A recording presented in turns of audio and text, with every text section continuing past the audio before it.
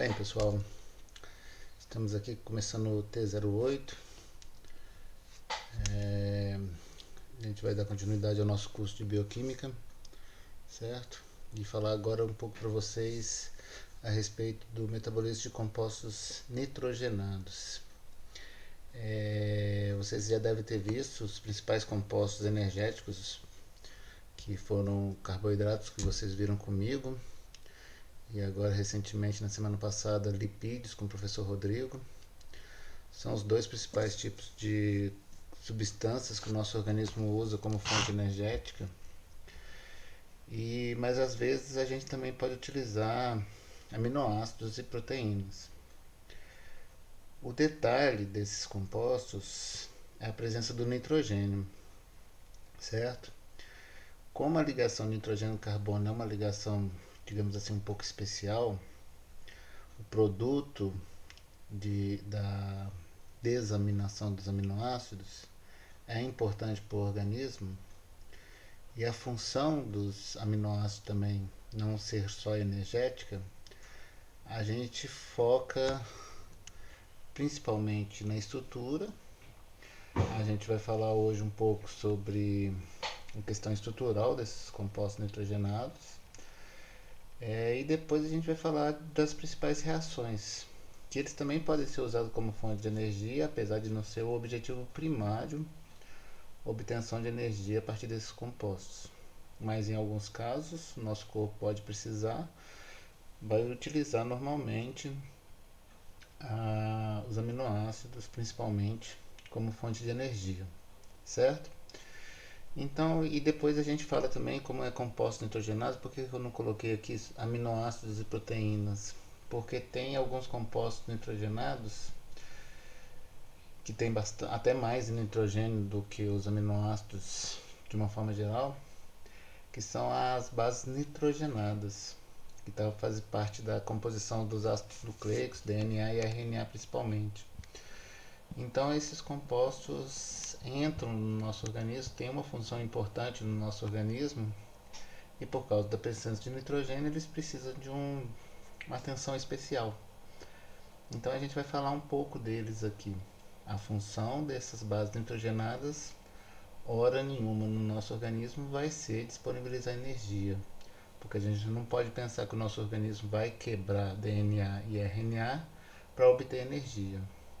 Mas o que a gente ingere pela dieta a gente tem que aproveitar, certo? Então o nosso organismo ele é aprimorado para utilizar melhor tanto os aminoácidos quanto essas bases nitrogenadas. Então a gente vai falar hoje um pouco, agora nessa videoaula, um pouco a respeito da função deles, alguns detalhes diferentes, e depois a gente vai focar nas reações, tá certo? Então são duas videoaulas. Na primeira a gente fala um pouco dos aspectos gerais, já falando alguma coisa de reações, e na segunda a gente dá um enfoque baseado nas reações químicas que acontecem no nosso organismo. Então vamos lá. Bom, esse slide aqui vocês já viram, que é a função das proteínas, certo? Eu falei naquela aula de aminoácidos e proteínas, as diversas funções que as proteínas fazem no nosso organismo, e eu chamei a atenção naquela aula para reserva, porque todas essas outras funções aqui, são funções estruturais, funções que a proteína tem que estar no nosso organismo para fazer parte do núcleo ou para fazer uma reação acontecer. Então ela tem que fazer parte da estrutura. Reserva a gente lembra de reserva energética, é quando a gente realmente precisa decompor, quebrar, fazer várias reações químicas naquela estrutura da molécula. Então, eu falei para vocês na época que reserva a gente tinha que ter um certo cuidado, porque hora nenhuma o nosso organismo vai ficar forte por excesso de energia. Então a gente não reserva proteínas como uma forma de suporte energético para o organismo. A gente costuma reservar, quando a gente quer armazenar, a gente está com excesso de energia e tudo mais, e a gente quer utilizar depois, durante o trabalho. A gente acabou de fazer uma alimentação bem cheia, bem recheada de carboidratos e lipídios, e a gente vai armazenar aquela energia. Nosso organismo não tem a capacidade de transformar esses carboidratos e lipídios, que são a fonte principal, as fontes principais de energia que vem da dieta, em proteínas, para simplesmente armazenar. O que eu quero dizer com isso é o seguinte: um organismo não fica forte, não enche um músculo de proteína, não vai ficar musculoso como uma justificativa ou como uma consequência do excesso de energia. A pessoa fica gorda, porque a gente tende a armazenar no nosso organismo energia na forma de carboidratos, que é o que eu falei para vocês do glicogênio, que a gente armazena principalmente nos músculos e no fígado.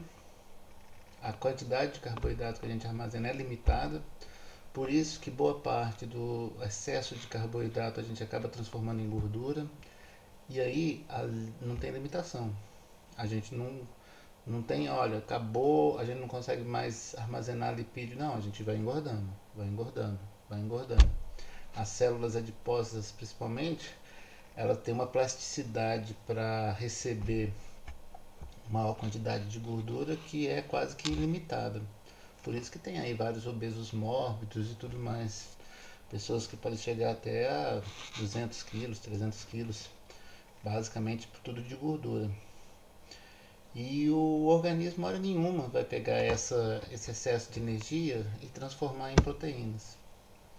Porém, caso ele necessite, durante um jejum muito prolongado, essas proteínas que foram sintetizadas no organismo, para uma dessas, aqui ó, são 3, 6, 8 funções, qualquer uma dessas proteínas pode ser transformada em energia, certo?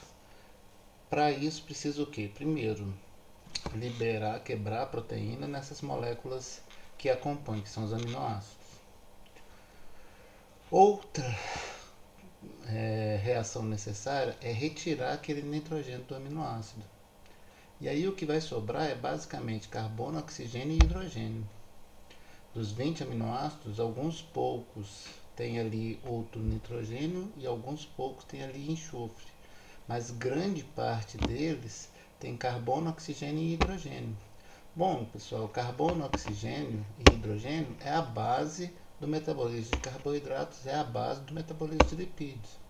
O que nós fizemos até agora foi transformar os carboidratos em piruvato, carbono, oxigênio e hidrogênio. Transformar em acetil-CoA, carbono, oxigênio e hidrogênio. A mesma coisa com os lipídios. A gente quebra eles de 2 em 2 para transformar uma molécula cheia de carbono e hidrogênio em carbono, oxigênio e hidrogênio, que é o acetil. Então, a partir do momento que a gente tirou o nitrogênio, que é um problema sério para o organismo, o que a gente tem ali é o que a gente chama de esqueleto carbônico. Nosso organismo pode utilizar como fonte de energia. Entenderam o que eu quero dizer? Então, quando a gente fala de reserva, é o seguinte: a gente pode utilizar aminoácidos e proteínas como fonte de energia, mas elas não estão ali para isso. Elas não estão ali como uma reserva de energia para o nosso organismo. Até porque vocês vão ver que a gente não vai fazer balanço energético. A quantidade de energia que a gente gasta para produzir uma proteína é grande. E aí esse balanço, olha, eu vou ter que pegar esse aminoácido, ligar um no outro, produzir a hemoglobina. A hemoglobina é uma proteína que a função dela é o transporte de oxigênio. De repente, o meu organismo está sem energia, ele começa a decompor o que ele tiver disponível. Vamos supor, a hemoglobina lá da hemácia, a hemácia acabou a função, vai sobrar hemoglobina, beleza.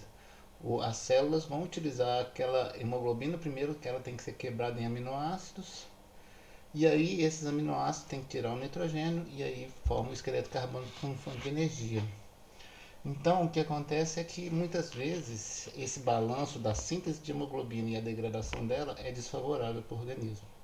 Então não existe essa possibilidade de armazenamento de energia na forma de proteínas. As funções são essas aqui, ó. Agora, precisando, a gente tem aqui a utilização de proteínas como fonte de energia. Bom, esse ciclo de vida das proteínas, ele depende muito da função daquela proteína e de como vai ser sintetizada e degradada.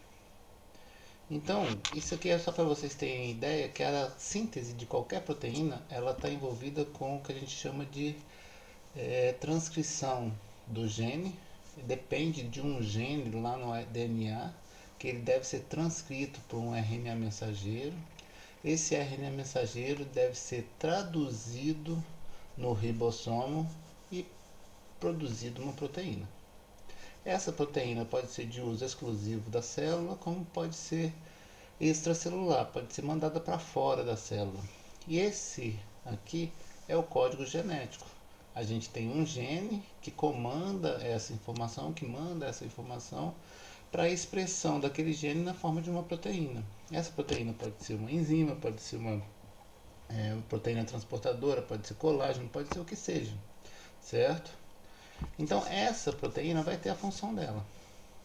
Bom, fez a função dela, vamos supor que seja uma enzima que tenha a necessidade daquela reação acontecer durante, sei lá, 10 minutos.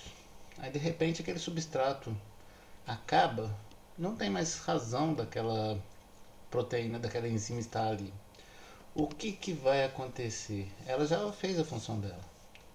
Então, esses aminoácidos aqui, a célula pode utilizar.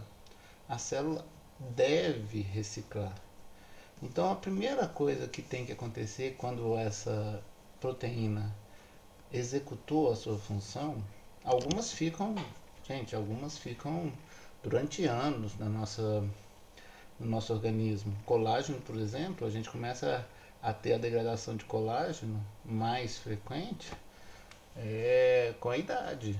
Então a gente fica com bastante colágeno enquanto a gente é criança, adolescente, jovem, e depois começa a perder, aí começa a aparecer as rugas e tudo mais. Aquilo ali acontece com a idade. A hemoglobina fica no nosso organismo por 6 meses, fazendo a função dela, que é o transporte de oxigênio e CO2. E depois desse tempo? Bom, depois desse tempo, a proteína pode ser degradada, mas os aminoácidos devem ser aproveitados, a maioria deles são aproveitados. A degradação dessa proteína geralmente acontece no lisossomo da célula. Então, se é uma proteína exocelular, fora da célula, geralmente os macrófagos vão fazer a endocitose, vão capturar aquilo ali e fagocitá-las, e aí os lisossomos quebram essas ligações peptídicas e liberam os aminoácidos para dentro da célula. Existe uma molécula que hoje em dia eles estudam muito, que chama-se proteasoma. Proteasoma é como se fosse uma máquina que vai quebrando essas ligações peptídicas da proteína. A proteína que não tem mais uso, que não tem mais utilidade para a célula, ela é marcada, direcionada para essa máquina de trituração, e essa máquina aqui vai quebrando, entra um polipeptídeo e vai saindo aminoácidos a partir daí. Bom, os aminoácidos novos ou esses reutilizados não tem diferença nenhuma. Os aminoácidos novos vêm da onde? Vêm da dieta. Os reutilizados vêm desse ciclo de vida das proteínas o tempo todo, o dia todo. No nosso organismo acontece isso, certo? E aí a gente aproveita os aminoácidos de uma forma geral. Bom, então a fonte de aminoácidos no nosso organismo, boa parte vem da dieta. Todo dia nós temos que ingerir uma quantidade de proteínas na dieta. Essas proteínas vão ser degradadas pelo processo digestório, vão gerar aminoácidos no nosso organismo. E tem essas proteínas endógenas, que elas estão sendo sintetizadas e degradadas o dia todo, o tempo todo no nosso organismo. certo? Esses aminoácidos, o que a gente chama de pool de aminoácidos, serve para quê? Serve tanto para formar os compostos nitrogenados, é, os compostos nitrogenados não proteicos. Que compostos nitrogenados não proteicos são esses? Bom, a gente tem catecolaminas, hormônios, a gente tem várias, as próprias bases nitrogenadas que servem como estrutura do DNA e do RNA. Então, falou que tem nitrogênio no nosso organismo, as moléculas são originadas principalmente dos aminoácidos. Aminoácido é como se fosse a fonte principal de nitrogênio no nosso organismo. A gente ingere esse nitrogênio a partir de proteínas da dieta, certo?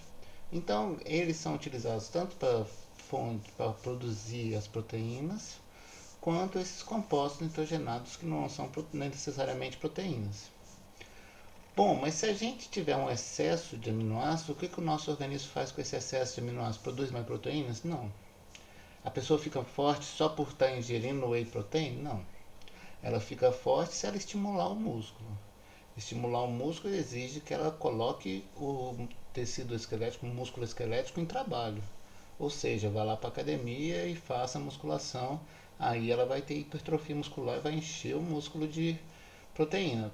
Para encher o músculo de proteína, ela precisa de um reforço adicional na dieta a partir de aminoácidos. Então, por exemplo, o whey protein que está muito em moda, só adianta para o camarada ficar forte se ele realmente malhar.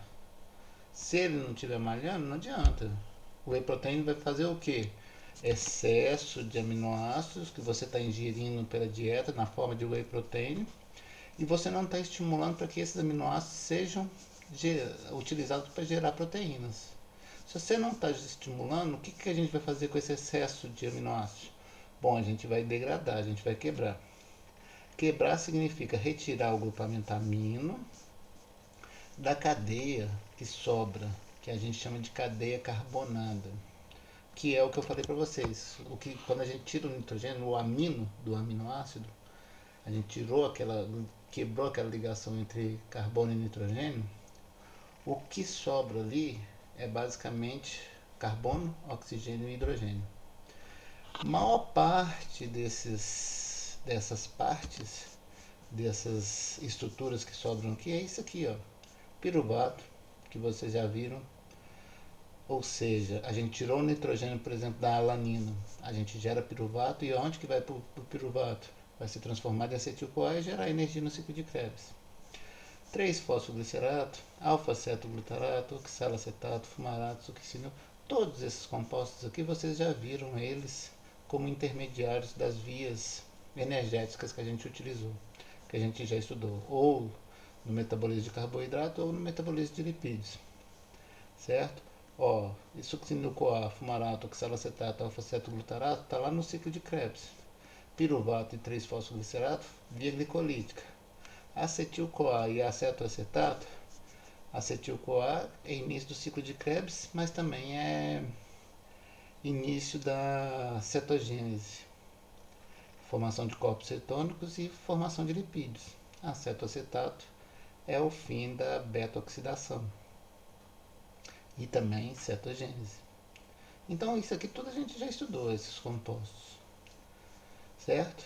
O que a gente precisa saber? Como que esses aminoácidos perdem o grupamento amino para formar esses compostos aqui. E aí a direção deles é a energia ou é o armazenamento. Ah, eu comi muita proteína e tô parado, sem fazer exercício. Eu vou ficar forte? Não, eu vou ficar gordo. Por que eu vou ficar gordo? Porque esse excesso de aminoácidos, a gente vai tirar o grupamento amino, vai formar um excesso de cadeia carbonada, vamos supor, vai gerar um excesso de piruvato. Esse excesso de piruvato gera um excesso de acetil-CoA, e esse acetil-CoA vai para a síntese de triacilglicerídeos. A forma de armazenamento vai ser triglicerídeos, certo? Outra coisa que eu chamo a atenção nesse slide aqui é que esse grupamento amino, gente, quando a gente tira o nitrogênio do aminoácido, o que sai ali é o NH3. NH3 é amônia, é uma base. No pH orgânico do organismo, ela recebe prótons. Fica como NH4, que é o íon amônio. A amônia é tóxica. Então, o que, que acontece? Se a gente fizer simplesmente quebrar aquela ligação, carbono e nitrogênio, e sair o NH3 do aminoácido, o que a gente vai ter é um composto que vai ser prejudicial ao nosso organismo. Como que a gente resolve isso? Transformando esse amino em ureia. Aí a gente vai ver como acontece essa transformação, certo? Isso aqui é um processo que gasta-se energia, que depende do fígado para acontecer. Agora, a ureia, que é um composto que tem 2 nitrogênios, não tem toxicidade nenhuma e ela é altamente solúvel. A gente não tem problema com relação à solubilidade da ureia. Isso quer dizer o quê? Que a gente elimina ela ou pelo suor ou pela urina, que é a forma mais comum. É um composto que a gente não utiliza mais, que a gente simplesmente elimina do nosso organismo e não é tóxico. Se a gente não tivesse essa capacidade de transformação, como é o caso dos peixes, os peixes não eliminam o nitrogênio na forma de ureia, eles eliminam o nitrogênio na forma de amônia. Porque eles têm aquelas guelras, ali passa a água, eles vão julgando a amônia ali, não fica na corrente sanguínea muito tempo, vai julgando ali e vai sendo eliminado pela água. Então não fica tóxico para eles. Agora a amônia ficar no nosso organismo muito tempo é tóxica, é prejudicial principalmente para o sistema nervoso central. Então isso não é indicado no caso do nosso organismo. A gente deve transformar o grupamento amino em ureia, mesmo que para isso a gente gaste energia, como é o caso que acontece. A gente gasta energia nesse processo aqui. Bom, então aqui é o que eu falei. O pool de aminoácidos, que é esses aminoácidos não ligados que tem no nosso organismo, eles vêm a partir da síntese de aminoácidos não essenciais. Nosso organismo é capaz de sintetizar 10 dos 20 aminoácidos que a gente precisa. Os aminoácidos essenciais vêm principalmente a partir da dieta. A gente necessita de 0,8 gramas por quilo de peso por dia, ou seja, uma pessoa de 70 quilos precisa de aproximadamente 56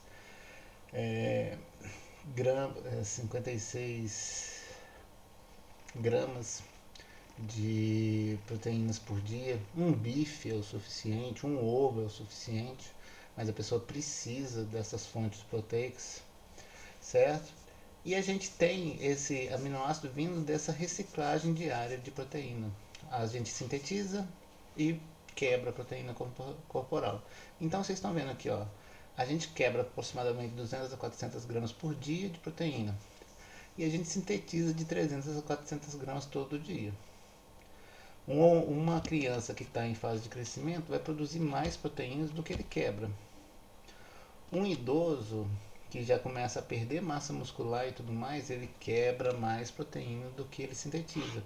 E isso vem de acordo com o que a gente chama de balanço nitrogenado.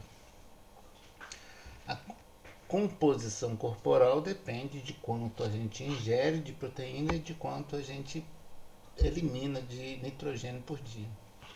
Certo? A gente vai voltar a falar disso lá na última aula, no último tópico, que chama-se elementos de nutrição. Aí a gente fala de como esse balanço nitrogenado comanda a formação do nosso organismo de uma forma geral. Bom, desses aminoácidos que fica circulando, uma parte ali, 30 gramas por dia mais ou menos, a gente tem na síntese de compostos nitrogenados. Que compostos são esses? Eu já falei. Alguns hormônios, a gente tem alguns compostos energéticos, como a creatina, é um composto nitrogenado. A gente tem principalmente bases nitrogenadas que são necessárias para a estrutura da célula, como é o caso do DNA e do RNA. 20 a 30% a gente utiliza como forma de obtenção de cadeia carbonada. Essa cadeia carbonada é destino metabolismo energético. Mas é só para a forma de energia? Não. A gente pode utilizar ela para obtenção de energia, como a gente pode armazenar Então, quando a gente falou da síntese de glicose, a gliconeogênese, eu falei para vocês, olha, a glicose no nosso organismo, às vezes a gente utiliza aminoácidos glicogênicos. Então tem aminoácido que tira o nitrogênio e pode ser utilizado para formar glicose. Mas a gente tem alguns aminoácidos que não são glicogênicos. Então eles são o que? Eles são cetogênicos. Eles não são capazes de gerar glicose, mas são capazes de armazenar-se, ter a cadeia carbonada armazenada na forma de corpos cetônicos ou ácidos graxos. Certo? O que vai acontecer com esses corpos cetônicos ou ácidos graxos, glicose ou glicogênio? Dependendo da situação do organismo, pode voltar para cá, ó, formar energia. Mas para isso aqui acontecer, a gente tem que tirar o grupamento amino e esse grupamento amino ser transformado em ureia. Então, o que acontece, gente? Ureia, quando a gente vai lá no laboratório e faz a dosagem de ureia no nosso organismo, o que a gente quer saber mais ou menos como é que está a função de dois órgãos principais. O fígado, que é quem produz essa ureia, e o rim, que é quem elimina essa ureia. Esses dois órgãos têm que estar trabalhando legal para que a nossa ureia seja mantida constante. Se aumentar, pode ser por duas funções. Ou o fígado não está eliminando, então podemos ter uma insuficiência renal, ou o fígado está alterando, está produzindo demais ureia. Se ele está produzindo demais ureia, ele está quebrando aminoácido demais, está quebrando proteína demais. Então, nessas condições, a gente tem uma perda de massa muscular, certo? Então, essas condições, isso aí é um marcador patológico que a gente utiliza muito na clínica. A gente faz dosagem de ureia para saber como é que está tanto o metabolismo do organismo, em termos de aminoácidos, quanto a função hepática e renal, de uma forma geral. Bom, aqui a gente tem uma informação básica, requerimentos proteicos, um homem adulto em torno de 56 gramas por dia. Uma criança que está em fase de crescimento, ela precisa de mais que isso, certo? Então ela até 3 vezes o que um homem adulto precisa. Ela vai precisar montar o organismo que vai crescer e aí precisa de mais proteínas. Mulheres grávidas que estão gerando numa nova vida precisam de mais. Lactante a gente tem que lembrar que perde muita caseína, né? Que é a principal proteína do leite. Então a gente, como ela está passando aquela proteína para o recém-nascido, então ela tem que reabastecer-se com quantidade adequada. Então os requerimentos proteicos têm que levar em conta as fases da vida da pessoa, certo? A gente tem que pensar que esses requerimentos proteicos aqui é principalmente, não só para isso, mas principalmente para a manutenção dos níveis de aminoácidos essenciais, aqueles que o nosso organismo não consegue produzir, certo? É isso que eu estou falando aqui, ó. Essenciais são esses aminoácidos aqui, ó, valina, triptofano, treonina, fenilalanina, pentionina, lisina. Todos esses aminoácidos aqui da segunda coluna a gente não consegue produzir, então eles têm que vir da dieta. Não adianta eu ter a capacidade de produzir desses, sendo que, por exemplo, leucina a gente não consegue produzir e a boa parte das proteínas precisa de leucina. Não existe uma proteína que não gaste, pelo menos eu não conheço, não me lembro de nenhuma proteína que não tenha pelo menos um dos aminoácidos essenciais na sua estrutura. Entenderam? Então a gente precisa disso se a gente quiser manter a saúde, se a gente quiser manter a nossa capacidade de produção de proteínas. Bom, a classificação dos aminoácidos, como eu falei para vocês, de acordo com o destino do esqueleto carbônico, a gente chama eles de glicogênicos, são aqueles compostos onde a gente tirou o nitrogênio e o esqueleto carbônico pode ser direcionado para a síntese de glicose. Excesso de alanina, essa alanina tirou o nitrogênio, vira piruvato. Piruvato a gente viu que ele pode ser transformado em glicose, certo? Então por isso que ele é glicogênico. Se eu fizer uma dieta muito de carne, vou ingerir bastante alanina, essa alanina vai ser utilizada e vai ser armazenada não como proteína, mas se eu não estimular, né?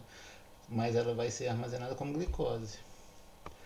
Bom, leucina, essa mesmo que veio da dieta cheia de carne, essa leucina e a lisina, o que vai acontecer? Ela não vai ser armazenada como glicose. Por quê? O esqueleto carbônico dela não permite que ela seja transformada em glicose. A maior parte das vezes esses compostos aqui geram acetil-CoA. Acetil-CoA não tem como a gente transformar em piruvato. É irreversível aquela reação. Então isso aqui, acetil-CoA, tem como a gente armazenar, mas a gente armazenou como corpos cetônicos ou como ácidos graxos. E aqui a gente tem os mistos. O que é os mistos? É que uma parte da estrutura do esqueleto carbônico pode virar, por exemplo, um piruvato, a outra parte vira acetil-CoA.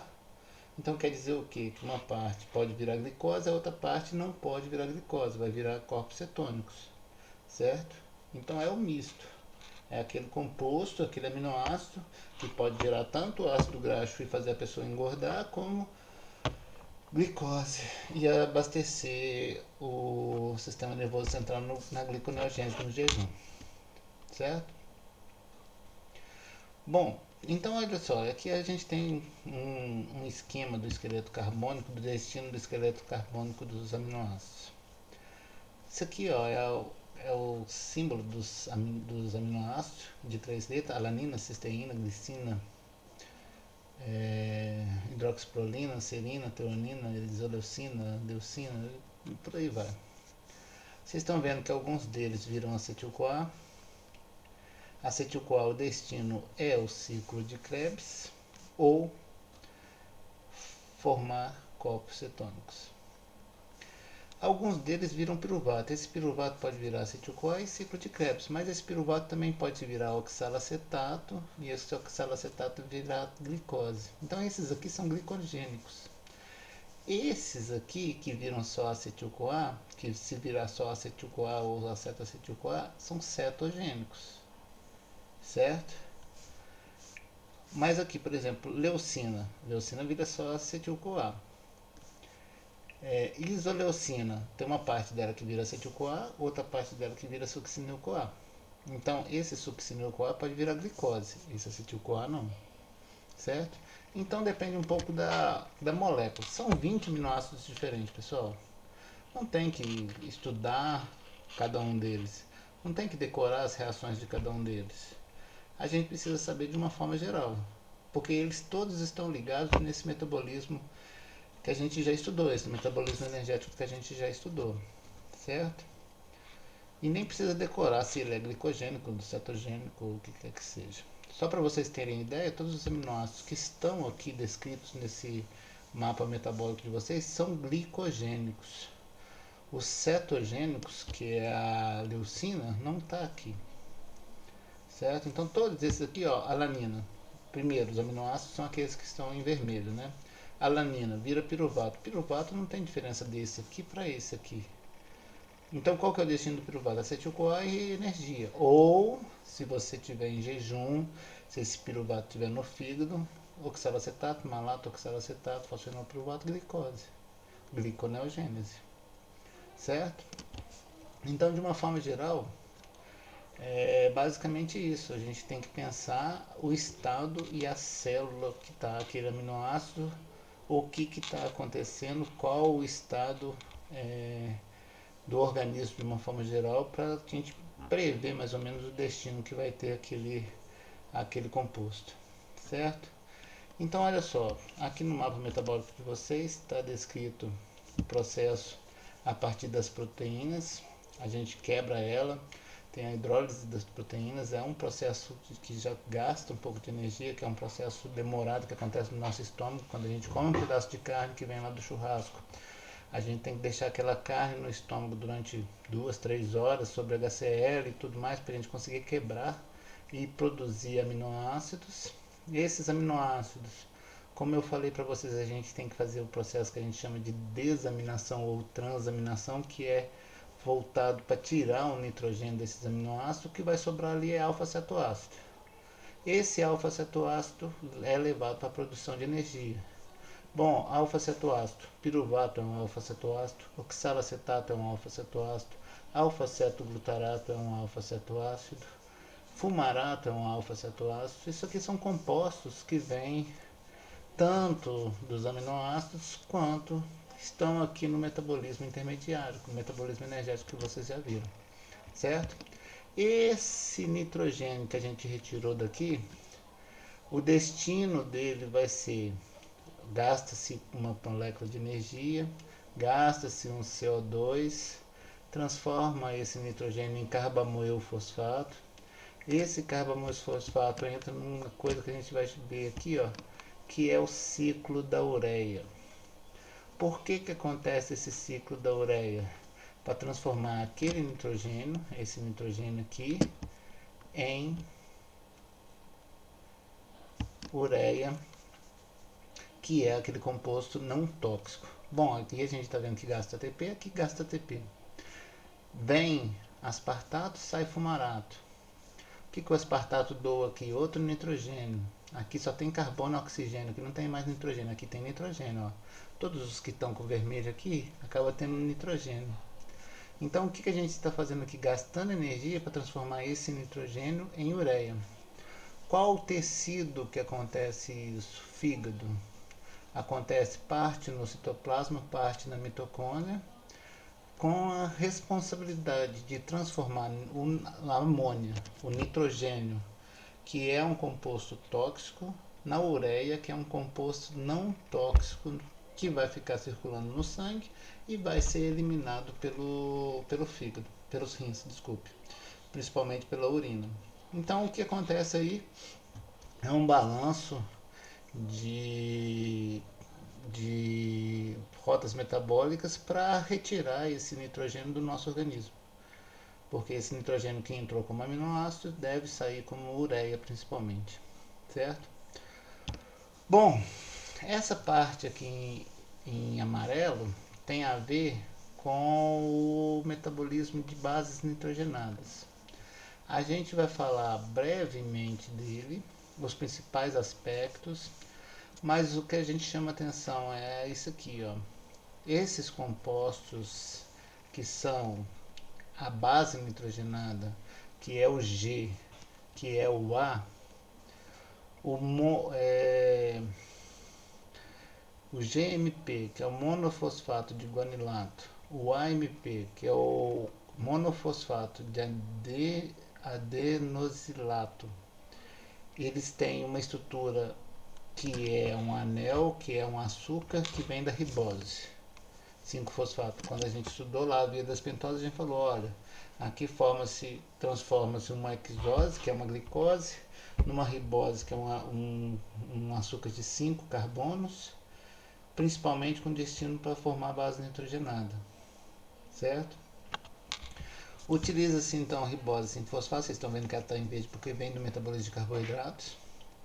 Gasta-se energia para ativar e gasta-se muito aminoácido. O que esse aminoácido doa aqui? Principalmente nitrogênio, para formar a estrutura das bases nitrogenadas. Além disso, muita energia. Isso aqui não é uma rota metabólica favorável, que a gente obtenha energia, que a gente possa quebrar isso aqui, até porque o nosso organismo precisa desses ATP, GTP, UTP, TTP e CTP como base para síntese de RNA e DNA. Se a gente quebrar o DNA, a célula morre, a gente acaba tendo uma decomposição celular e a gente perde a função. Então o que acontece de uma forma geral é que isso aí é metabolismo estrutural para formar compostos que devem ficar fazendo outra função na nossa célula, certo? E aqui a gente tem a degradação desses compostos. A degradação é importante porque gera ácido úrico, você já deve ter ouvido falar de ácido úrico, beta-alanina, que não tem muita função, e beta-aminoisobutirato, que também não tem muita função.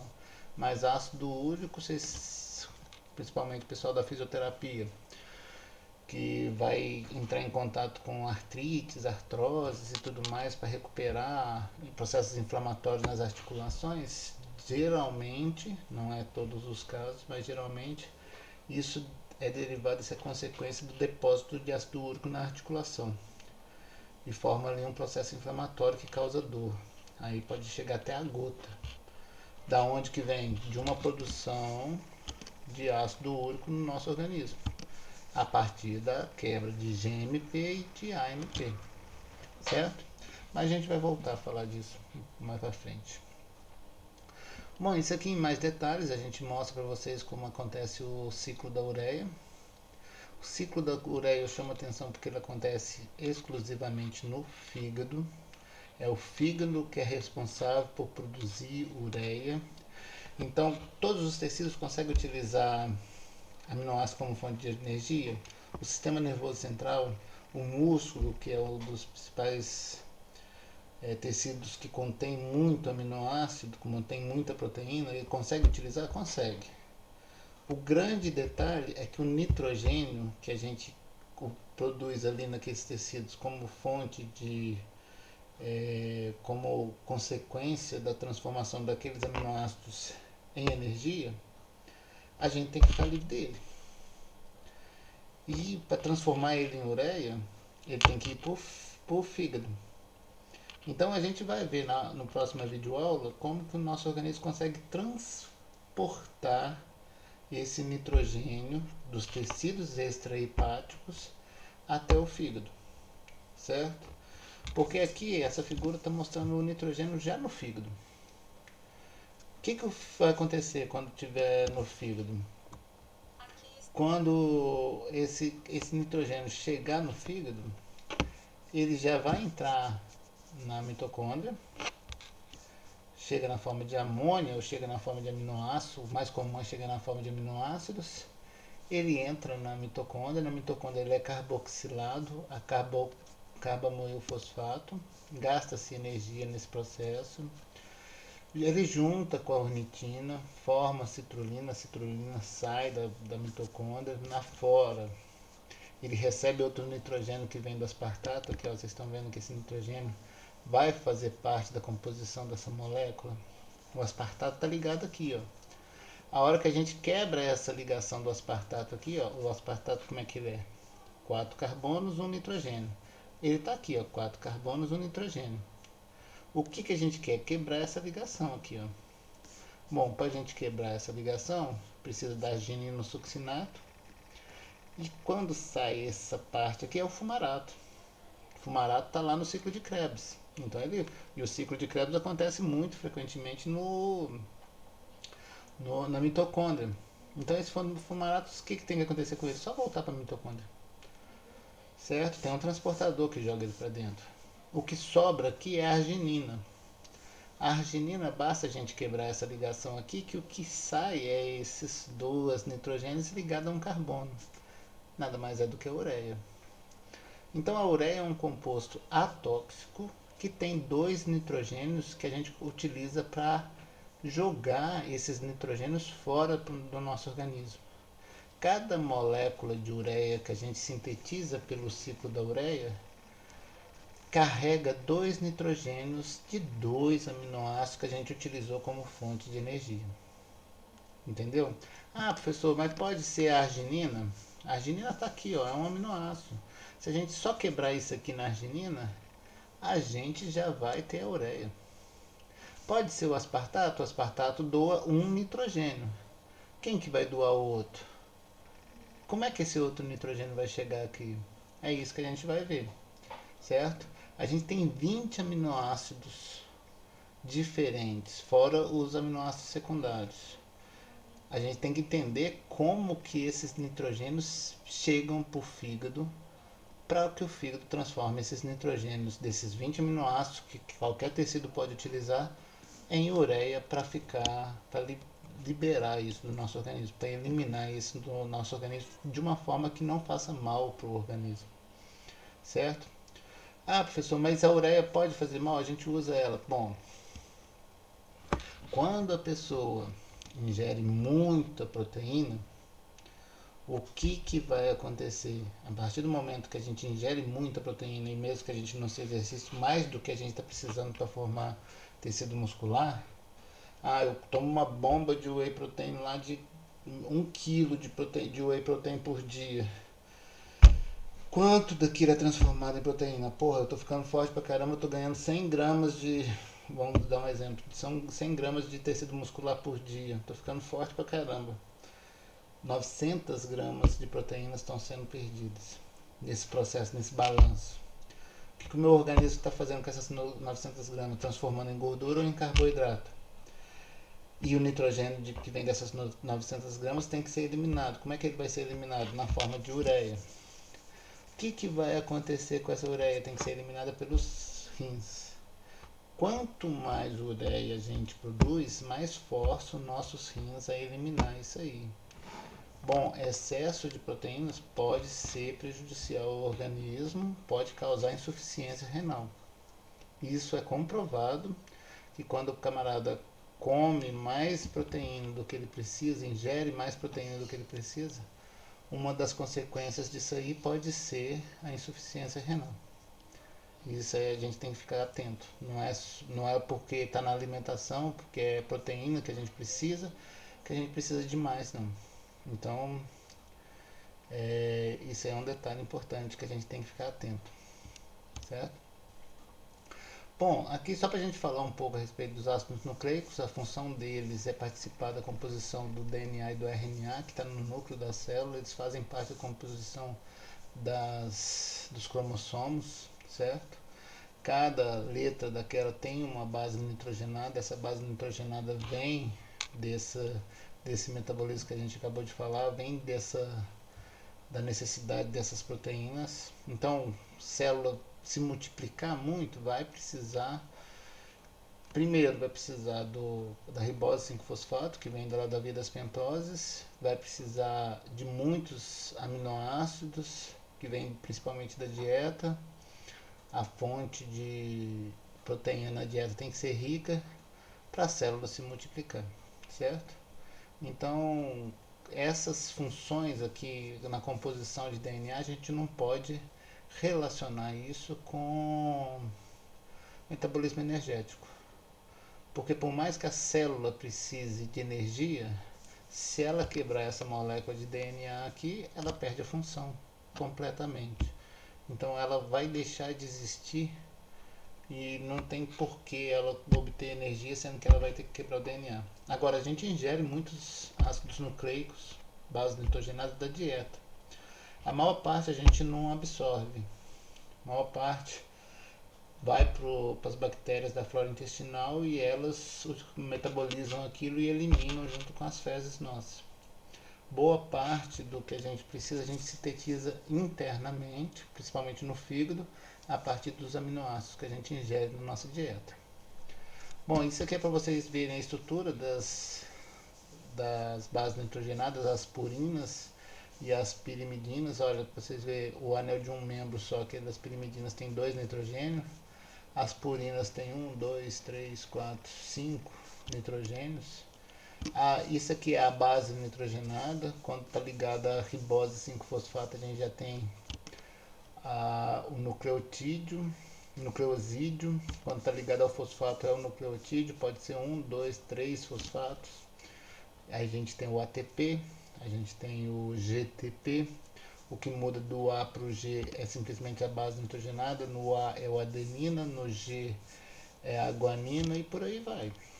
A gente estudou o UTP, que é a uracila ligada a essa estrutura aqui, ó, com 3 fosfatos, que também é uma moeda energética, certo? A função principal disso é a composição de DNA e RNA, mas também tem função no transporte de energia intracelular.